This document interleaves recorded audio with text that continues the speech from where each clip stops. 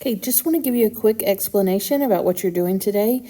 So there's 3 parts to this review. Shouldn't take you very long to complete. The first part is just what we've been doing yesterday. So using Desmos to graph each system and identify its solution. A couple of things here.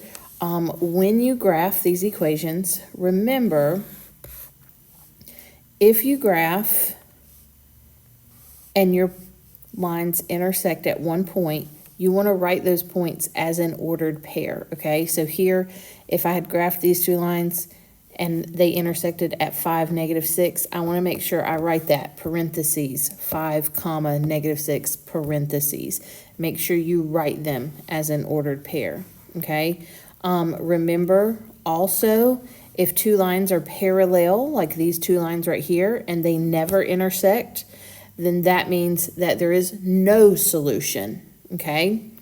And then if you graph 2 equations and they are the exact same line, that means there are infinitely many solutions, okay? So in this first section, use Desmos to graph, but we also want you to copy the graph onto that grid that is provided, okay? And Desmos tells you points that you can use to plot and then just connect those dots if you want to do it that way, okay? So don't make that more complicated than it is, but please make sure you do actually draw the graphs on the coordinate planes provided in the problem, okay?